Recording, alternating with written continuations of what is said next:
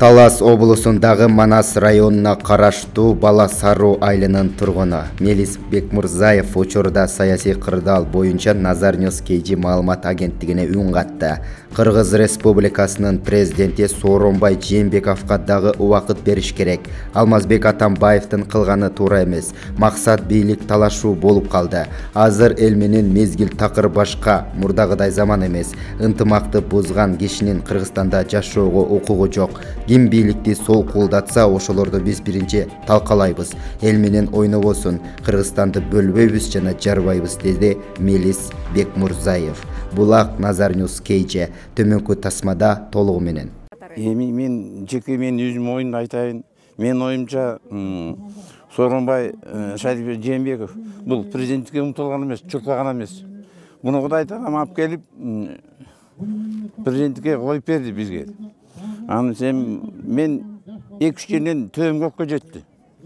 Биринчиден бул Вашингтонго барганда аялымдын башынан жолук кетпей көрдүңөр телевизордон. Мен айттым, мынакей менин падышам президентим турат аялым менен деп. Экинчиси мына Эрдогандын аялы келди. Ошонун жанында жолугун башына салып, жакшынакай болуп жүрдү. Мен ошондо сыймыктандым, мынакей менин президентим аялы деп. Үчүнчү бун дайым эч жакта мен кылдым деп популярдык иш кылбайт экен. Кыргызым деп жүрөт.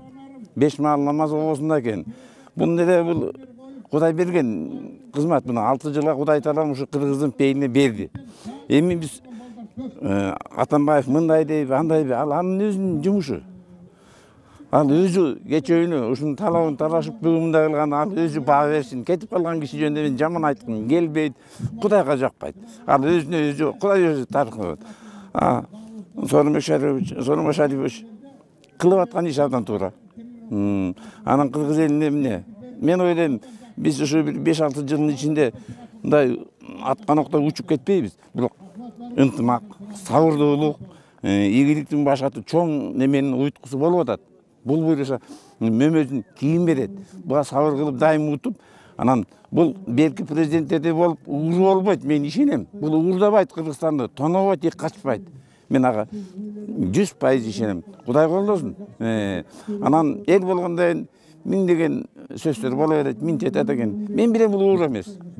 Жанагындай оозунан намазы менен жакшынакай үй билен тарбиялаган аял, мулун падышалган аялдарын көргүлө. Бунун аялына тизигине жеткен киши бийликти уурдабайт, бийликтен. Кыргызда 6 жыл мен жакшы кызмат кылып берет. Мен колдойм бул кишини.